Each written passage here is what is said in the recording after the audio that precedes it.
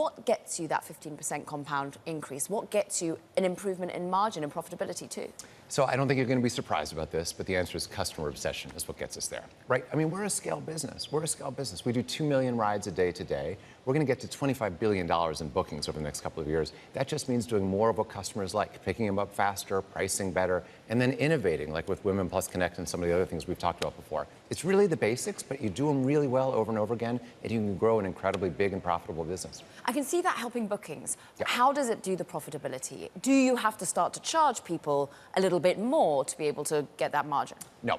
In fact, that's not at all in the plan. Instead, what is in the plan are things like Lyft Media. So this is such an interesting thing. Think about all the different ways brands want to talk to you today. A lot of them are online, right? They're through Google, maybe Meta, whatever it is. Well, we actually have people in cars going to grocery stores. And is that interesting that maybe, Crest versus Colgate, maybe you don't care too much, but maybe there's an advertiser who'd like to talk to you right as you're about to walk into Kroger, for example. So that's part of the way that we can kind of work with margins. We can also work with modes and some other things. A lot of good ideas there. David, good morning. It's Ed. I'd like to look past the numbers a little bit. I understand the 709 million rides you did in 2023. Yeah. And you make this argument that your target market or total addressable market is based on the total miles driven in personal cars. But what I don't see is how you're going to go after that addressable market, convincing people not to use their own vehicles, but take you instead. Right. Well, I don't have to do a lot of that, to be honest. It's 160 billion trips that people take a year. Let's just look at the daily commute. Every single year, people commute to and from work 55 billion times. 55 soul-crushing billion times. So you don't have to take much of that to make a real difference in our 700 to 800 million rides. We've got a new product that we're just in the process of developing, for example, that will allow you to lock in your price. So every single day, instead of a price that bounces around, you get a consistent price. And that's something we know people stress about. Literally, people wake up early in the morning just to check a couple of different apps to figure out what the least expensive way to get to work is. So if we can take that off the table, that might increase us by, call it a ride a week. But a ride a week times 52 weeks a year times millions of people, it adds up pretty fast. David, when I said you were coming on the show, the majority of questions from the audience were about Robotaxi. Yeah. You and I have discussed this in the past, but Lyft has a complicated history with Robotaxi. I think at the core of their question is, will you survive in a world where, Zoox has a really big runway, Waymo appears to have a really big runway? Yep.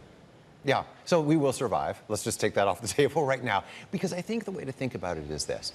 It's one thing to create a Robotaxi, and both of those companies are doing really incredible work. I'm super, super impressed with the technology and how it's coming together. But it's a very different thing to 2 million times a day pick people up, drop them off, do it in weird weather, do it at airports, and so on and so on. And so I think it's a much more likely scenario that one displaces the other, that actually we work together, right? That we end up welcoming them to our network. Because if you're a Robotaxi company, and I know you've taken, for example, the Zoox Robotaxi, gosh, you need a lot of volume to really drive the numbers. Otherwise, you make 10 cars, it costs you, $10 million a car. It doesn't make any sense. So you got to have someone like us as a partner who can really incorporate them into our network. And I think that's the most likely scenario that, a bunch of different companies, I think, are going to work on. No soul-crushing commute for Ed when he's in that Zoox, playing around with that.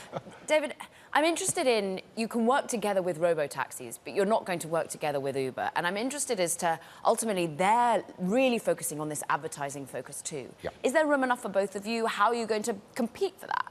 I don't think we have to compete for that. Because I think this, one of the things I learned from Jeff Bezos is work on things that are durable. If you're going to build a big business, work on something that's durable. Okay, I can predict in 5 years, 10 years, 100 years, there are going to be companies like the ones we work with today. Chase, NBC Universal, Delta with their SkyMiles program, Kroger, IHOP. These are 5 companies that we're working with today. Every single one of those companies or their siblings or their brethren are going to want to talk to customers in new ways. And we've got 2 million rides every single day. So, no, I don't think that this is one of those zero-sum things. I think actually this is a whole new category of mobile advertising. I think we're going to get there first. I think we're going to do it better. But if other people want to follow us, then more power to them. You, of course, worked for Amazon, you worked for Microsoft. You learn a lot from those businesses. And both of those are ploughing forward in artificial intelligence. I'm sure you are too. We are. How much can you use my data as a Lyft user to dictate what ads I'm seeing, make it more specific for me, without weirding me out? So, great question. I mean, I would actually turn it around a little bit and say, of course, artificial intelligence is going to revolutionize a lot of different businesses.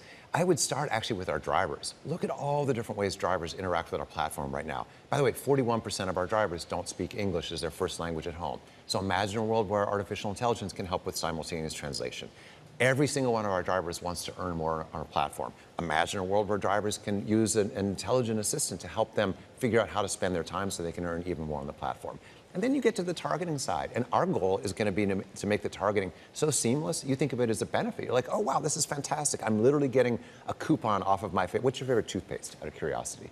Do you have one? I'm using some weird one made in India that doesn't have fluoride in it. I've like gone into that big rabbit hole. You're one of those people. Okay, fair enough. Well, you know what? I use a product called David toothpaste. I don't know if they're on the line now. I hope they become a sponsor. Sorry, you've got a personalized. It's not personalized. It's just pure coincidence. But they're also, I think they have a different formulation than fluoride. I don't know. I'm not so focused on that. But it's a very nice tube. I can tell you that. So imagine I'm going to CVS and I get $5 off my David's toothpaste instead of the big, long, ridiculous thing that you get after you check out there. I think it's a better experience.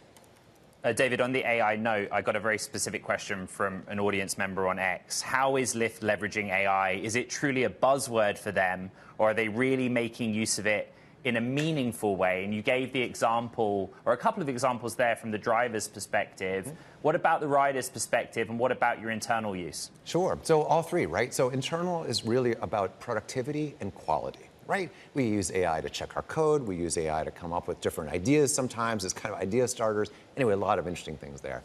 For drivers, I just mentioned a great way, I think, to sort of maximize earnings as an example. And I think for riders, imagine a world, here's a scenario that I bet has never happened to anyone listening. You ever leave your iPhone in the car?